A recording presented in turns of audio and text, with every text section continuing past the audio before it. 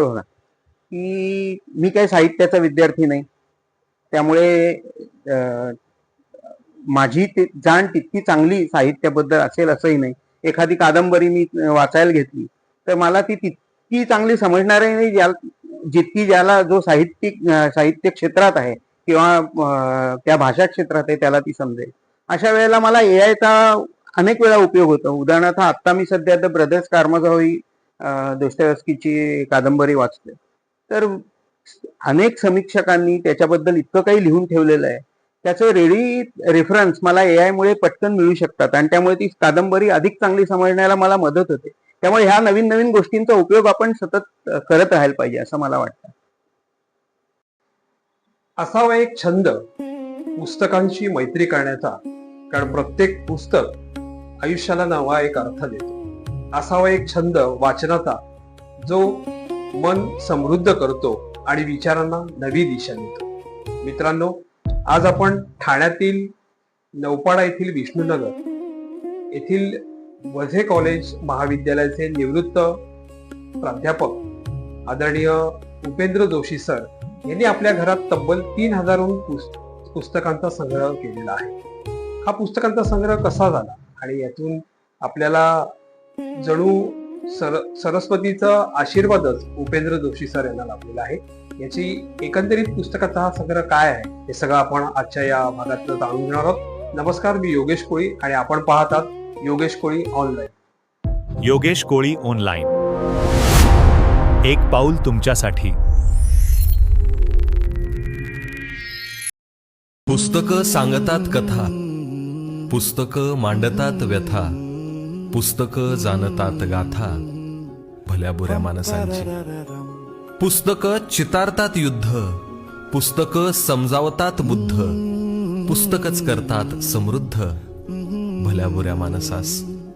पुस्तकं पुरवतात आकाश, पुस्तकं पेरतात प्रकाश, पुस्तकं वाचावीत सावकाश भल्या बुऱ्या माणसांनी. वाचता वाचता शब्दांचा हा असा पाडतात पाऊस, हसवतात रडवतात त्यातून घडवतात. आजपर्यंत आपण स्वाक्षरीचं घर पाहिलं, गणपतीचं घर पाहिलं, तांब्या पितळ्यांचं वस्तू असलेला संग्रह असलेला घर पाहिलं. आपण अनेक तऱ्हेतऱ्हेची सुंदर वैभव असलेली घरं पाहिलीत. परंतु आज आपण असं घर पाहणार आहोत ज्या घरामध्ये 3000 तब्बल पुस्तकांचा संग्रह आहे. आपल्या सोबत चर्चेला आहेत वझे कॉलेजचे निवृत्त प्राध्यापक आदरणीय उपेंद्र जोशी सर. सर, तुमचं मनपूर्वक स्वागत. पुस्तकांचा संग्रहाला सुरुवात कशी काय झाली तुमच्या? तशी लहानपणापासून वाचनाची आवड होती आणि छोटं घर होतं आमचं, पण तरी सुद्धा पु ल देशपांडे यांच्या पुस्तकापासून खरं तर वाचनाला सुरुवात झाली नीट अशी. पण दोन महत्वाच्या गोष्टी म्हणजे एक, आपल्याकडे बेडेकर हॉस्पिटल आहे ठाण्यात. डॉक्टर बेडेकरांची मुलगी होती शैला बेडेकर, त्या थोड्या अपंग होत्या, पण त्या तिथे मनोरंजन वाचनालय म्हणून अनेक वर्ष वाचनालय चालवत होत्या बेडेकर हॉस्पिटलच्या आवारातच खाली. तिकडे मी जायचो चौथीत वगैरे असताना आणि मी तिथे उभ्या उभ्यात पुस्तकं चाळायचो, इंटरेस्टनी वाचायचो. हे बघून शैलाताईंनी तिच्या लक्षात आलं की मला आवड आहे. त्या काय करायच्या, मला रेकमेंड करायच्या की हे तू वाच, हे तू वाच. एवढंच नाही तर नवीन पुस्तक त्यांच्याकडे आलं तर लायब्ररीचं ऍक्सेशन होण्याच्या आधी त्या कॉपी माझ्या हातात ठेवायच्या, तू घरी घेऊन जा, वाचून आणून दे, मग मी सगळ्यांकरता ते ऍक्सेशन त्याचं करीन असं. त्याच्यामुळे मला तेव्हा अनेक चांगली पुस्तकं वाचायला मिळाली कारण त्यांची स्वतःची समज फार छान होती आणि त्यांचं स्वतःचं वाचन म्हणजे त्यांना वाचून दाखवायचं, पण ते त्यांना आवड होती आणि त्यामुळे त्यांनी अनेक चांगली पुस्तकं मला रेकमेंड केली वेळोवेळी. आणि त्याच्यानंतर शाळा आहेत, इंग्लिश स्कूलला आम्ही होतो. शाळेत आमच्या मराठीच्या शिक्षिका होत्या एन.आर. जोशीबाई. तर पूर्वी शाळेत गंमत अशी की तुमच्याला ज्या शाळेची बक्षिसं मिळायची ती पुस्तकांच्या स्वरूपात आम्हाला द्यायची. आणि त्यामुळे त्या काय करायच्या, पुस्तकं आणली त्यांनी देण्याकरता म्हणून, त्यांच्याकडे होती ती जबाबदारी. तर त्या आधी लायब्ररीत ठेवलेली असायची ती सगळी पुस्तकं. ते मला ज्यांना आवड आहे अशा 2-4 मुलांना त्या आधी घेऊन जायच्या, नाही यातलं तुम्हाला कुठचं हवंय, आणि ते रेकमेंडही करायचं की हे वाच ते वाच. उदाहरणार्थ मला आठवते की मी 5वीत वगैरे 5वीतनं 6वीत जाताना त्यांनी मला माचीवरला बुधा रेकमेंड केलं, हे तू वाच गोनी दांडेकरांचं, हे तू घे. मग मी ते निवडलं बक्षीस म्हणून. असं ते मला आधीच आम्हाला ते चॉईस करू द्यायचे. म्हणजे अशी चांगली पुस्तकांचा. नंतर मग इंग्लिशला आम्हाला गाडगीळ म्हणून बाई होत्या, त्यांनी अनेक इंग्लिश म्हणजे शेक्सपियर वगैरे आम्हाला मराठी माध्यमाच्या मुलांना माहिती असण्याचा फारसा प्रश्न नव्हता, कारण 5वीपासून मराठी इंग्लिश, त्याच्यामुळे फारसं एक्सपोजर नव्हतं आम्हाला.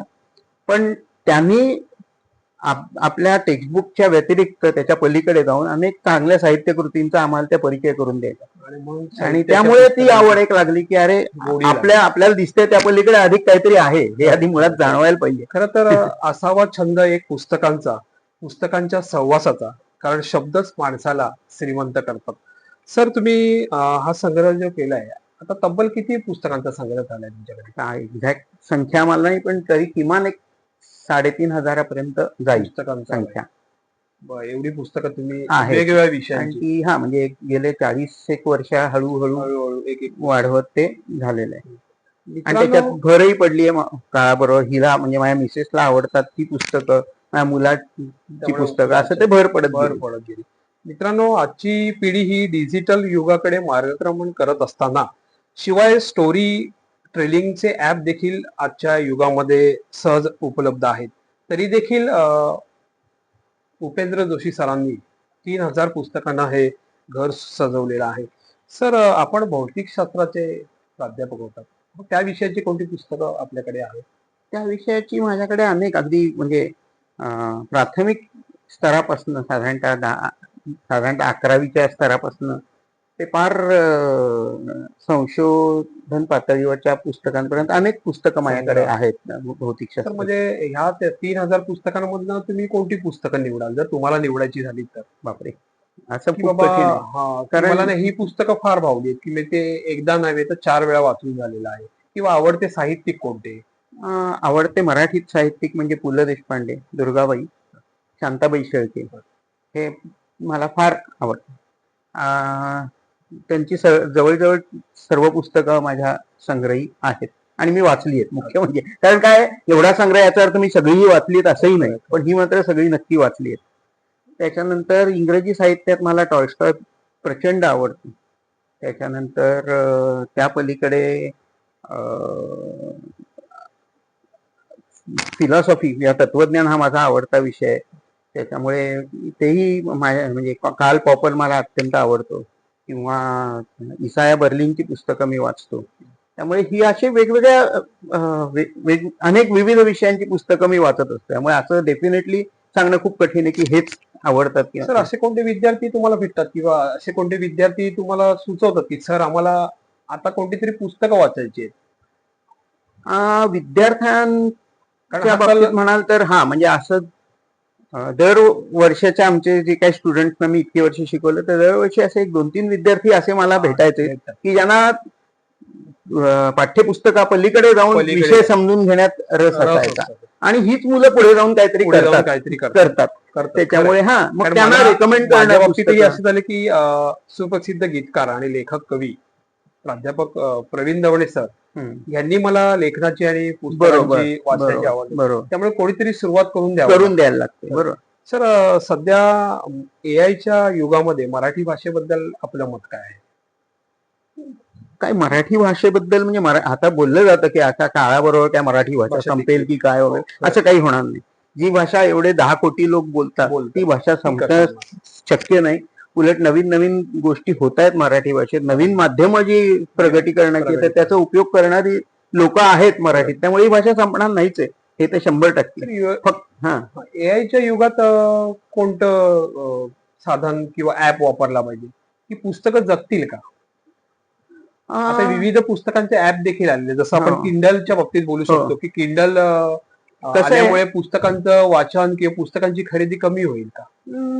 असं नाही. कसं आहे की त्याच्यात दोन्ही भाग आहेत. म्हणजे सोयीच एक विशेषतः माझं आता वय 58 आहे, तर माझ्या बरोबरचे अनेक जण म्हणतात की आम्हाला हार्ड कॉपी हातात घेऊनच वाचायला आवडते, मला किंडल वगैरे आवडतं. पण तसं म्हणण्यात फारसं काही म्हणजे बरोबर नाही असं मला वाटतं. याचं कारण असं की बदलतं जे तंत्रज्ञान आहे त्याचे फायदे तोटे दोन्ही असतात. तोटे तुम्ही बघता त्याच्याबरोबर फायदेही बघण्याची गरज आहे. कधी कधी किंबहुना बहुतेक वेळा फायदे हे तोट्यांपेक्षा जास्त बलवान ठरतात आणि त्यामुळे आपण नवीन तंत्रज्ञान आत्मसात करायलाच पाहिजे. म्हणजे मी किंडलवरही भरपूर वाचतो. टेक्निकल माझी फिजिक्सची किंवा गणिताची पुस्तकं नाही मी किंडलवर उघडणार कारण ते गैरसोयीचं ठरेल. पण बाकीची पुस्तकं आहेत तत्वज्ञानाची असतील, इतिहासाची असतील, साहित्य असेल, हे मला किंडलवर वाचणं सोयीचं वाटतं. एक तर आपण ती कुठेही कॅरी करू शकतो सहजतेने. दुसरं म्हणजे त्याच्यात अनेक वेळा तिथे नोट्स काढता येतात, गोष्टी हायलाईट करता येतात. तिथून डिक्शनरीजना किंवा विकिपीडियाला किंवा असे संदर्भांना जोडलं जातं डायरेक्ट. त्यामुळे किंडल सारखा गोष्टींचा नवीन तंत्रज्ञानाचा वापर उलट आपण केला पाहिजे असं मला वाटतं. असावा छंद एक रोज काही पुस्तकांची पानं वाचण्याचा, कारण प्रत्येक नव्या पानात जगण्याची एक ओळख असते. असावा एक छंद ज्ञानाची भूक वाढवण्याचा, त्यासाठी पुस्तकांपेक्षा चांगला मित्रच नाही. सर, हे जे तुमचं छोटंसं घरात केलेलं वाचनालय आहे ते इतरांसाठी देखील प्रेरणादायी ठरेल का? किंवा एखाद्याला पुस्तक वाचायचं असेल तर तुमचं काय त्याच्यामध्ये? कसं आहे, थोडं मुळात एक आवड लागते बरोबर वाचनाची. आणि जर ती असेल तर ती एक जाणीवपूर्वक ती डेव्हलप करायला लागते.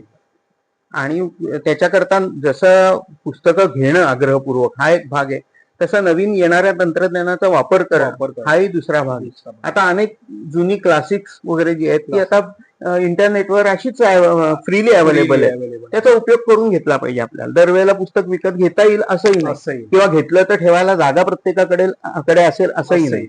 आता माझ्याकडे आहे, पूर्वी नव्हतीच. पण तरीही तेव्हा वाचनाचा छंद कुठच्या ना कुठच्या प्रकारे जपण्याचा आपण प्रयत्न, ज्याला आवड आहे तो करतोच. तर त्यामुळे ते केलं पाहिजे जाणीवपूर्वक, तर ते नक्कीच त्याचा उपयोग होईल. असावा एक छंद स्वतःला घडविण्याचा, कारण त्या प्रवासात सर्वांचा विश्वासू साक्षीदार म्हणजे पुस्तक. चॅनलवर नवीन असाल तर चॅनल सबस्क्राईब करा. पुस्तकांशिवाय च्या वाचनामुळे विचारांचं विश्व हे समृद्ध होतातच, परंतु त्या विषयाच्या मुळाशी जाण्याची सवयही लागते. आजच्या एआयच्या युगात जसं सरांनी सांगितलं की किंडल वगैरे हे ऍप देखील आपल्याला सोयीस्कर आहे आणि त्याची गरज अधिक वाढलेली आहे. किमान प्रत्येकाच्या घरात 20 ते 25 पुस्तकं असलीच पाहिजे. सर, तुमचं काय मत आहे? पुस्तकांचा संग्रह प्रत्येकाच्या घरात असला पाहिजे? जेवढं शक्य असेल तेवढं प्रत्येकाने नक्की केला पाहिजे. म्हणजे आपल्याकडे उपलब्ध असलेली जागा किंवा आपण त्याच्यात घालू शकत असलेलं पैसा, हे सगळ्याचा विचार करूनही माणसांनी जेवढं शक्य असेल तेवढं नक्की केलं पाहिजे. वाचनप्रेमी, खरं तर सरांना वाचनप्रेमीच म्हणता येईल. वाचनप्रेमी उपेंद्र जोशी सर यांनी आपल्या घरात पुस्तकांचं एक विश्व निर्माण केलेलं आहे. आणि असावा एक छंद वाचनाचा, कारण हा एकमेव छंद असा आहे की जो प्रत्येक दिवसागणिक आपल्याला अधिक समृद्ध बनवतो. पुस्तक आयुष्य जगायला शिकवतात आणि पुस्तकाची ही श्रीमंतीच जणू उपेंद्र जोशी सरांना लाभलेली आहे. सर, आपण ही छोटीशी आम्हाला मुलाखत दिल्याबद्दल खूप खूप धन्यवाद. धन्यवाद. एक पाऊल तुमच्यासाठी.